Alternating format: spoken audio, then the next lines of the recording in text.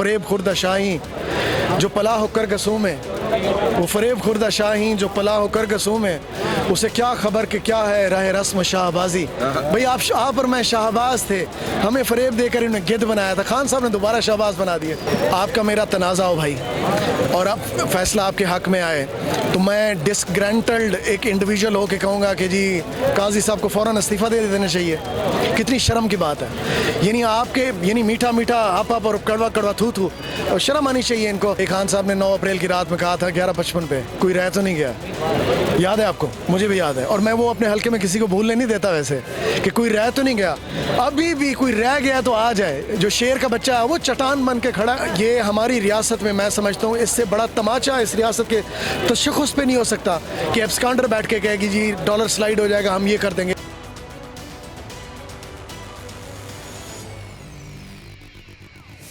अस्सलाम वालेकुम नाज़रीन, मैं हूं आपका मेज़बान कामरान और आप देख रहे हैं सहाफ़त की दुनिया। नाज़रीन, मैं मौजूद हूं इस वक्त ज़मान पार्क में और मेरे साथ मौजूद हैं मोहसिन बलोच साहब, जिनका ताल्लुक मुजफ्फरगढ़ से है और इनकी सियासत भी हूबहू कप्तान ही जैसी है। ये नौजवान जैसे कप्तान अपने सीने में नौजवानों के लिए दर्द रखते हैं, वही सेम दर्द मोहसिन बलोच साहब नौजवानों के लिए अपने सीने में रखते हैं। अमूमन काफ़ी किसी नौजवान का कोई नुकसान हो जाए, जैसा कि हमने रिसेंटली देखा कि ज़मान पार्क में एक शख्स की बाइक चोरी हो गई और ये यहाँ पर ज़मान पार्क उसे नई बाइक की चाबी देने आए हैं। और अभी आज हम बात करेंगे मोहसिन बलोच साहब से। टॉपिक हमारा आज का ये है कि सुप्रीम कोर्ट नोटिस लेती है, उमर अता बंदियाल साहब आज खुद नोटिस लेते हैं। उस नोटिस के तहत वो आइन की बहाली के लिए पाकिस्तान में इलेक्शन करवाने का हुक्म देते हैं। वहीं पर अदालत से नोटिस पर नोटिस आ जाता है और कहा जाता है कि ये जो नोटिस लिया गया है ये PTI पाकिस्तान तरीके इंसाफ को राज़ी करने के लिए ये नोटिस दिया गया है। अब हम मोहसिन बलोच साहब से जानते हैं कि इस फैसले से अतर मिनुल्लाह चीफ जस्टिस जो जस्टिस हैं उनके इस फैसले से कितना को मुतमईन है। अस्सलाम वालेकुम मोहसिन भाई। वालेकुम सलाम जी। अच्छा मोहसिन भाई, आज का हमने फैसला देखा, नोटिस पे नोटिस आ गया है। उमर अता बंदियाल साहब कहते हैं कि पाकिस्तान में इलेक्शन करवाए जाएं, आइन की बहाली रहनी चाहिए पाकिस्तान में, लेकिन वहीं पर 4 जजेस इस फैसले को मुस्तरद कर देते हैं। किस नज़र से देखते हैं इसको? निगाह बड़ी क्लियर है जी। बाई बुक अगर मैं देखूं और आवाम देखे, वैसे आवाम देख रही है, तो ये कहाँ का दस्तूर है भाई?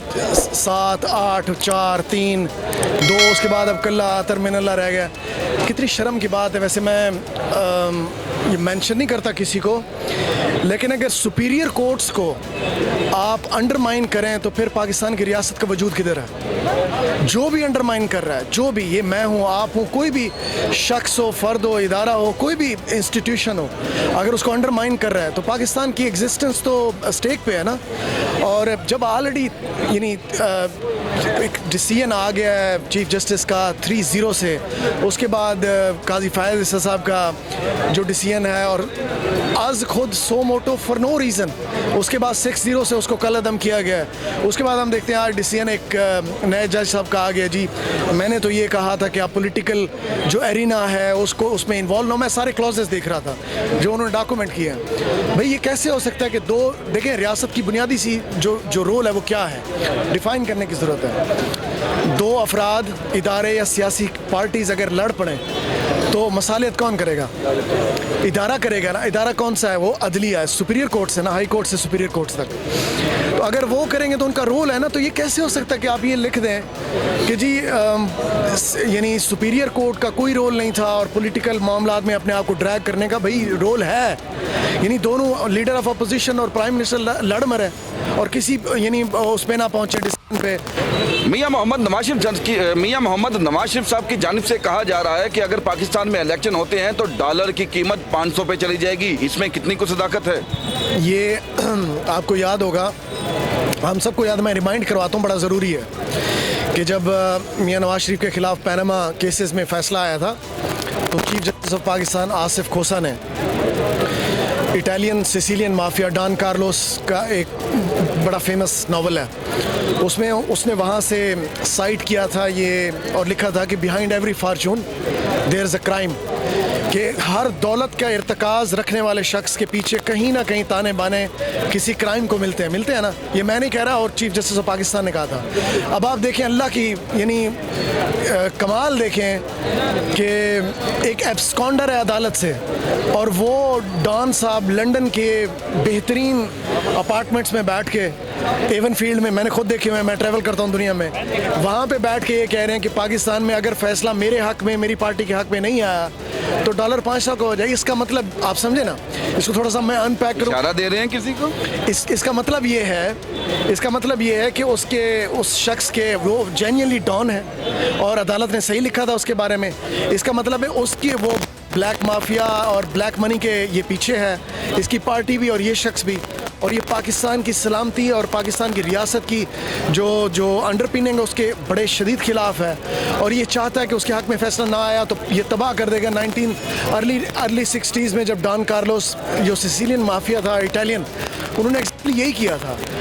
एक ख़ास जगह पे बैठते थे, उनकी बैरक्स होती थी, उनकी प्रोटेक्शन होती थी, वहाँ से बयान देते थे, अगले दिन वही बयान छपता था, पूरी की पूरी जो रियासत है वो बैठ जाती थी। तो इस तरह मियाँ नवाज शरीफ साहब हरकतें कर रहे हैं, एब्सकांडर, वाह, यानी कमाल हो गया है।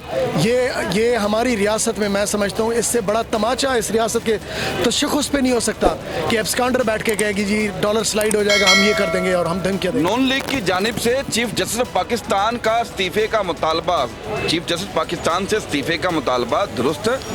आपका मेरा तनाज़ा हो भाई और अब फैसला आपके हक में आए तो मैं डिसग्रेंटल्ड एक इंडिविजुअल हो के कहूँगा कि जी काजी साहब को फ़ौरन इस्तीफ़ा दे देना चाहिए। कितनी शर्म की बात है। यानी मीठा मीठा आप और कड़वा कड़वा थू थू, और शर्म आनी चाहिए इनको कि रियासत का जो एक ही पिलर काम कर रहा है, एक्चुअली जो खड़ा हुआ है बहुत अरसे के बाद, उस पर भी बड़े इश्यूज़ हैं। जो खड़ा हुआ है आप उसको अंदर से काटी जा रहे हैं, और फिर ये देखें पार्लियामेंट में मेरे और आपके नुमाइंदे बैठ के अदालत पे कमेंट कर रहे हैं कि इस अदालत को फ़ौरन रिज़ाइन करना चाहिए और फ़ौरन यानी 13 या 14 या 17 रुकनी बेंच होना चाहिए, लार्जर बैंक। ये कहाँ का तमाशा है? इन्होंने, आपको याद होगा 1997 में, और दोबारा हिस्ट्री रिपीट हो रही है भाई। वो दौर नहीं है, वो नवाए वक्त और PTI का दौर था। ये सोशल मीडिया का, मेरा और आपका जमहूर का दौर है। ये नहीं हो सकता।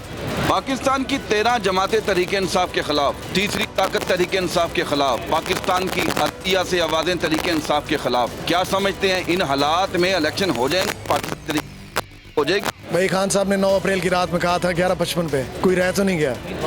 याद है आपको? मुझे भी याद है, और मैं वो अपने हल्के में किसी को भूलने नहीं देता वैसे, कि कोई रह तो नहीं गया।